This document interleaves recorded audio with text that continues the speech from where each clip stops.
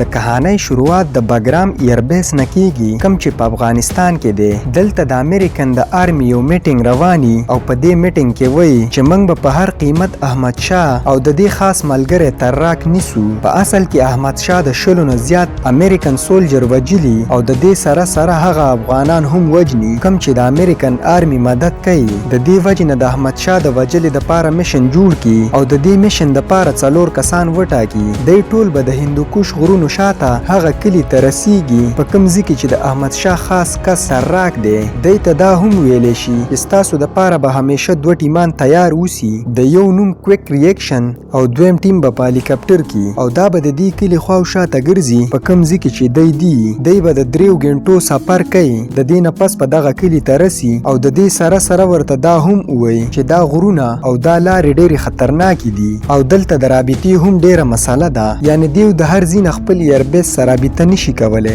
دیو چې خپل ایربیس سره رابطه کوي نو صحیح ځای ته به ځي. بل طرف ته موږ د افغانستان یو کلی وینو. دلته احمد شاه او د دې سره نور ملګري راشي او یو سړی د کور نه راوباسي او د ټول کلي په مخ کې ته سر کټ کړي. په اصل کې دغه سړي د امریکې آرمي مدد کوي. بل طرف ته هغه 4 پوجیان کوم چې د احمد شاه د وجلې میشن ورکلی دا 4 وانه د شپې په تیاره کې د هندوکش غرونو خوا او شا کې پریدي. د دې ځای نه به دی پیدل ځي. دا لاره ډېره خطرناکه وي. دی په مزه خپل منزل طرف ته رواني او د دې سره په ریډیو باندې د خپل پوزیشن خبر هم ورکوي. د ټولې شپې د مزل نه پس چې سحر دیو کله دغه غر ته ورسي د کم معلومات چې دیو ته ورکړل شوی او چې دلته احمد شاه دی. دیو په دوربین باندې کلي طرف ته وګوري او په کلي کې دیو ته د احمد شاه نوم او نشان هم نه ښکاري. دیو په ریډیو باندې خپل ایربیس ته معلومات ورکړي چې د وسه پورې موږ احمد شاه ونه لیدو. د دې وجې نه په هوا کې چې کوم ټیم دی دا واپس راوغواړي او دې ته وایي چې تاسو دمه شئ. څنګه چې د احمد شاه معلومات تاسو ته راورسي نو زموږ سره رابطه وکړئ.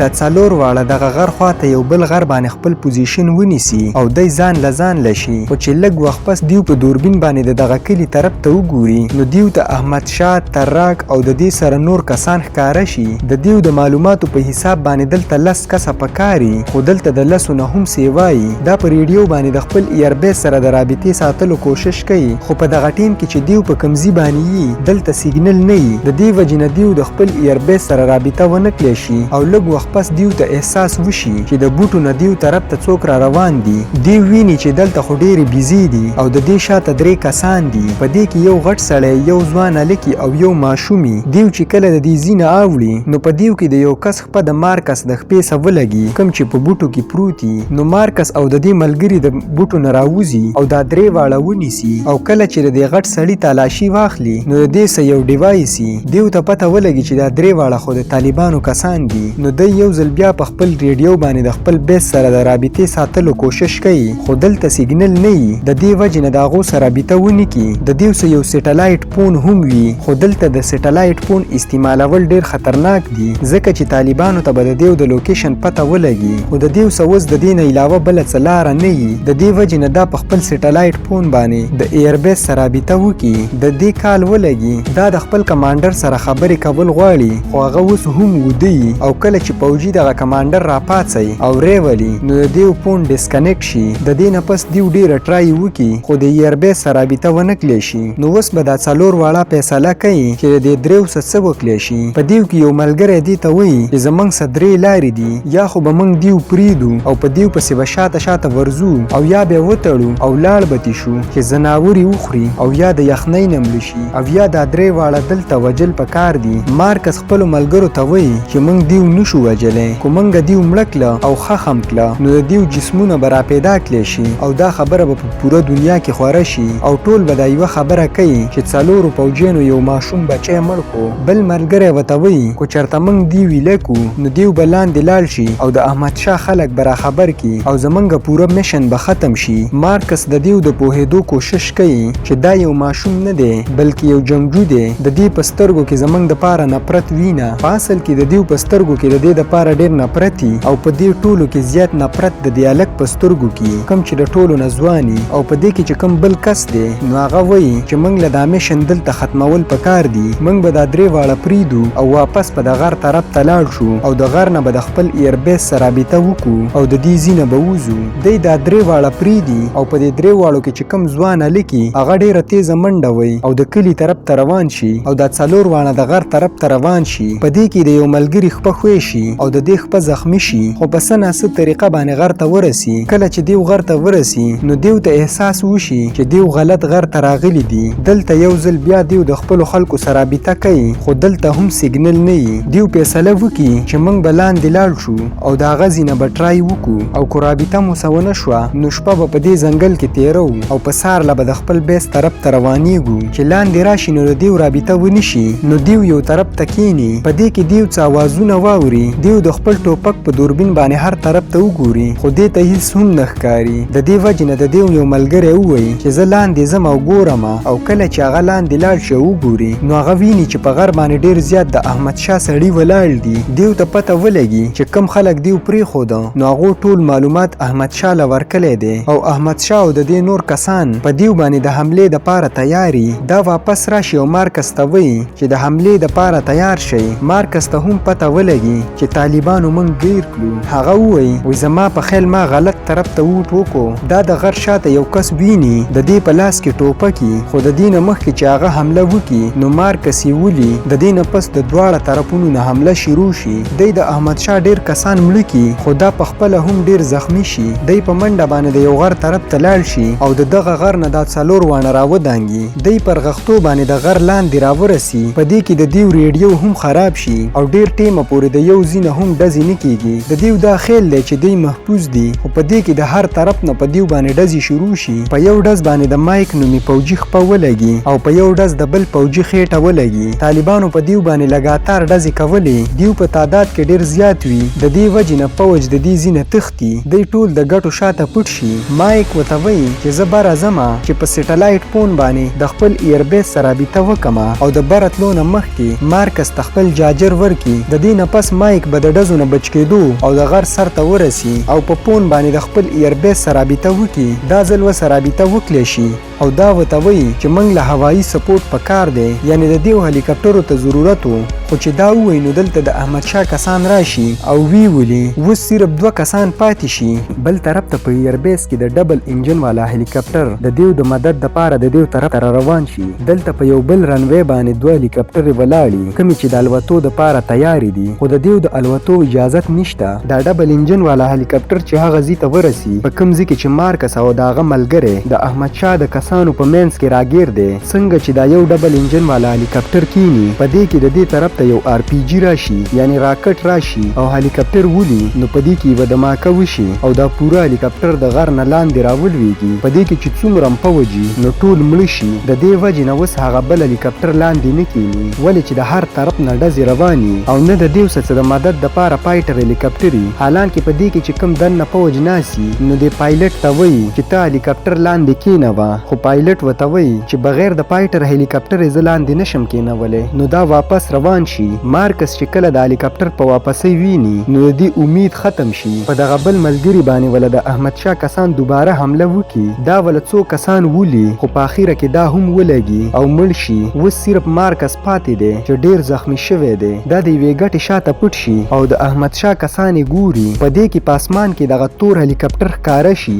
دې ته اجازت ورکړی شوی. د دې د لیدو نه پس احمدشاه او د دې کسان بالکل غلي شي او هلیکاپټر ته لاندې څه ډزې مزې ښکاره نه شي. نو دا واپس لاړ شي. مارکس چې ډېر زیات زخمی او د ګټې شاته پټ شوی نو شپه دلته تیره کړي او کله چې سار په هوش کې راشي نو د دې په جسم باندې د زخمونو ډېر نشانونه وي. د دې د خپې هډوکي هم مات شوی. نو دا په ګوډه خپه باندې د دغه ځینه روان شي او هر طرف ته ګوري. په دې کې دا مخې ته اوبه ویني نو ډېر زیات خوشحاله شي، ولې چې ډېر زیات تږی شوی وي. د اوبو خواته چې دا ناسي نو دا ویني چې 3 کسان او یو ماشوم د دې مخې ته ولاړ دي. دا چې ویني نو ډېر زیات ویریږي. دا ورته وایي چې زما نه لرې شئ، ګنې زه به مولمه. دا کم افغانی چې دا ورته د غلي کېدو دپاره ووایي، خو دا دواړه د یو بل په زبان باندې نه پوهېږي. په دې کې د طالبانو اوازونه شروع شي. دا افغانی ورته په اشاره کې وایي چې چپ شه. مارکس چې د دې سره ماشوم ویني نو دې ته پته ولګي چې دا به د احمدشاه کس نه وي. د دې نه پس د افغانی مارکس خپل کلي ته بوزي. دا یو پښتوني، د دې نوم محمد ګلابي. محمد ګلاب دا خپل کور ته بوزي،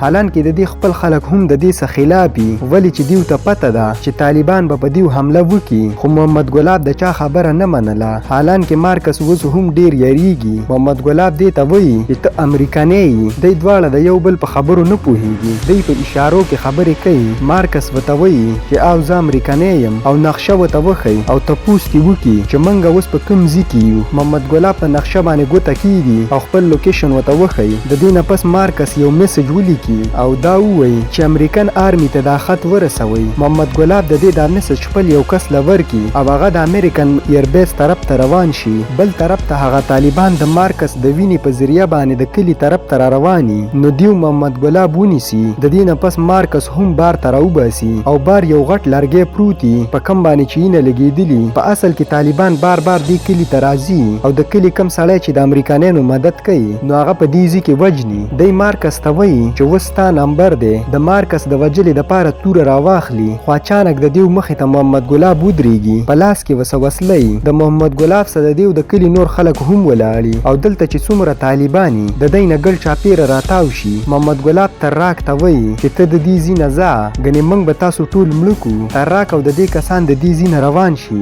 مارکس په هیڅ هم پوهه نشي چې دا خلک د دې مدد ولې کوي. دا ته څو ځل تپوس هم وکړي خو د دې په خبره څوک نه پوهیږي. مارکس یو ځل دوباره کور ته بوزي. د محمد ګلاب د زوی نه چاقو وغواړي خو هغه پوهه نشي. هغه ولا د چاقو په ځای ایلی راوړي خو په دغه ټیم کې محمد ګلاب راشي او هغه پوهه شي چې دا چاقو غواړي. هغه ولا چاقو ورکړي. نو مارکس په دې چاقو باندې د خپلو زخمونو نه د لوحې هغه ټوکړې لرې کوي. په دې کې دې ته ډېر درد میلاویږي او د درد د وجې نه بېهوشه شي. محمد ګلاب د دې زخمونه صفا کړي او کپړه پې وتړي. په سهار له چې کله مارکس د خوبه راپاڅي نو محمد ګلاب له د خوراک دپاره څه ورکړي. مارکس یو ځل بیا د محمد ګلاب نه تپوس وکړي چې ته زما دپاره دا هر څه ولې کې. په دې کې د دیو په کور باندې ډزې شروع شي. په اصل کې د دې کلي نه ګل چاپېره طالبان تاو شوي او لګاتار په دیو باندې ډزې کوي. په دې کې ډېر خلک مړه شي او یو طالب مارکس ته ورسي په دې باندې حمله وکړي او د مرۍ نه یې ونیسي. په دې کې د محمد ګلاب زوی راشي او د مارکس په لاس کې چاقو ورکړي. په دې باندې مارکس دغه طالب مړ کړي. په دغه وخت کې د امریکانیانو هلیکاپټر هم راورسي